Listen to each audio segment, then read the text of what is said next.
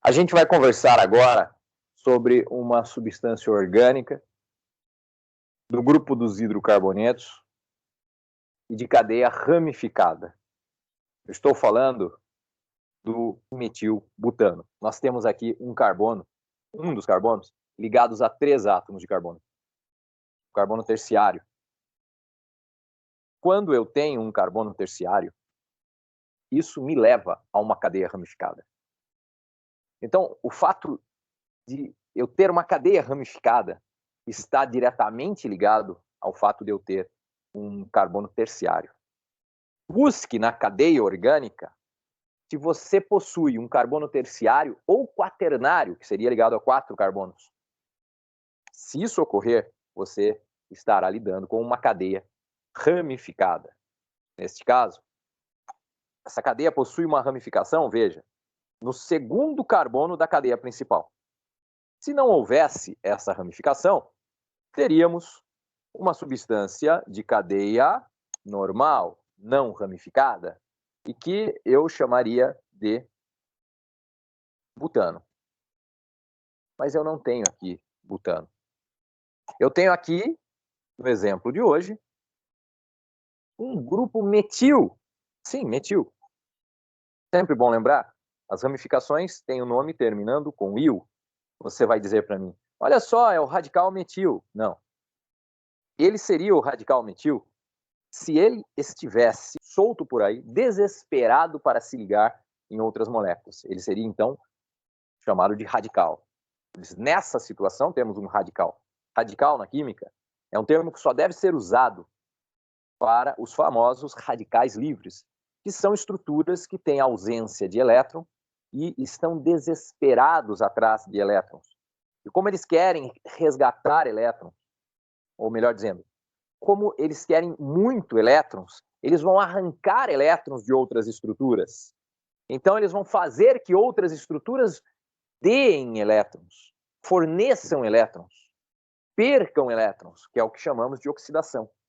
Então, por isso que radicais livres causam a oxidação das coisas. Por isso que os radicais livres, inclusive, nos fazem tão mal, porque eles causam a oxidação de moléculas que são importantes para nós.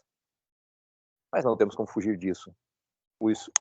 Aquele gás que é o motivo de nós estarmos vivos, o gás oxigênio, suas moléculas contêm justamente essa situação de ausência de elétrons, podemos dizer assim, tá? Em outras palavras mais técnicas, possuem elétrons desemparelhados. Então, o O2, substância que oficialmente deveria ser chamada de oxigênio, dessa maneira, popularmente conhecida como gás oxigênio, o O2 é um grande radical livre. Dito isso, temos aqui uma ramificação metil, uma ramificação da minha cadeia. Posso até falar um substituinte na minha cadeia. Na cadeia principal, eu devo numerar a cadeia principal quando há uma ramificação, começando pelo carbono da ponta mais próximo dela. Portanto, seria o carbono 1 e a ramificação está no carbono 2.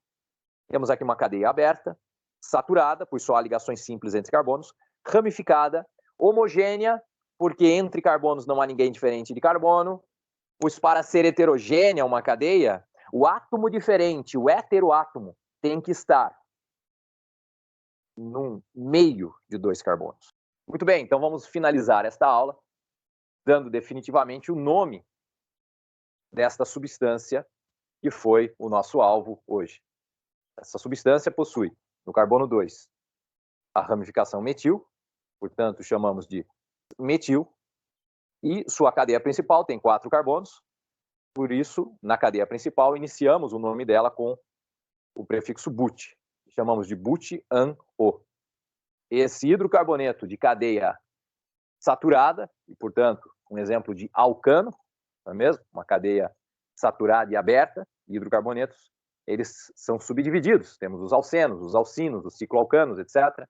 Nesse caso, lidamos hoje aqui com um hidrocarboneto do tipo alcano de cadeia ramificada.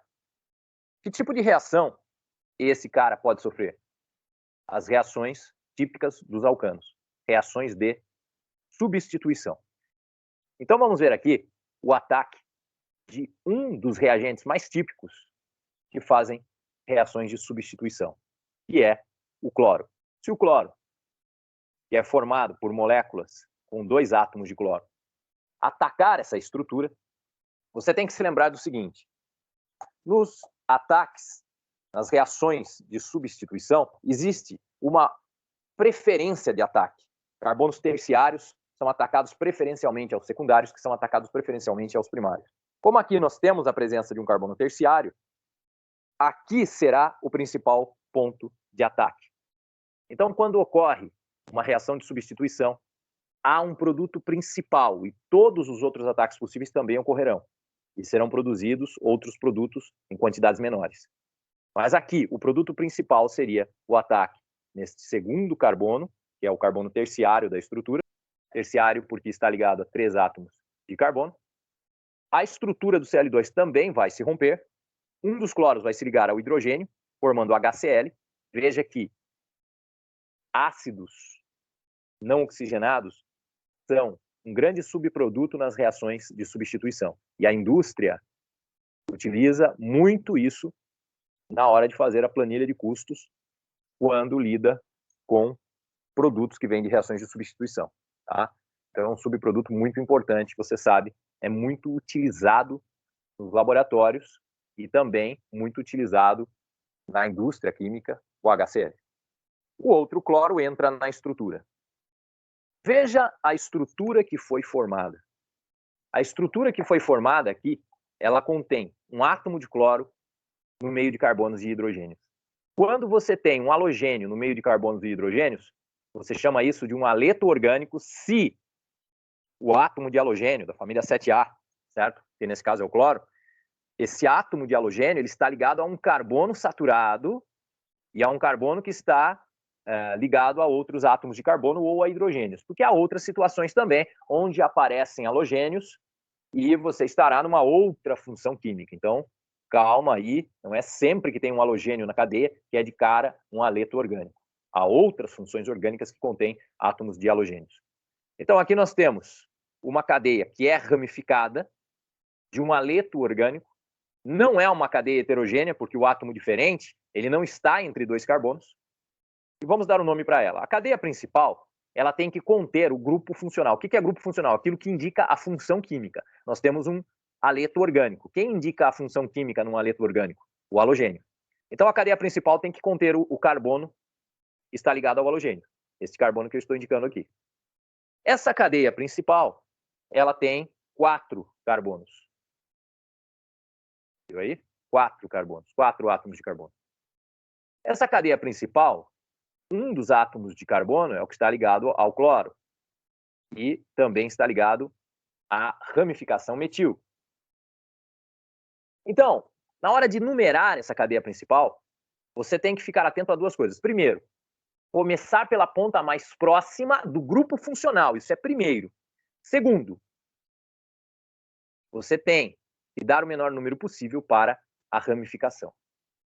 Então é o seguinte, na hora de numerar uma cadeia principal para dar nome a uma substância, você tem que seguir a seguinte regra. Primeiro, olhe para grupo funcional. Segundo, olhe para a ramificação ou insaturações. Mas aquilo que está acima é o grupo funcional. Então começamos a numerar pela ponta mais próxima do grupo funcional, que coincidiu com ser a ponta mais próxima da ramificação, mas eu olhei para o grupo funcional. Então começo, esse é o carbono 1, 2, 3, 4.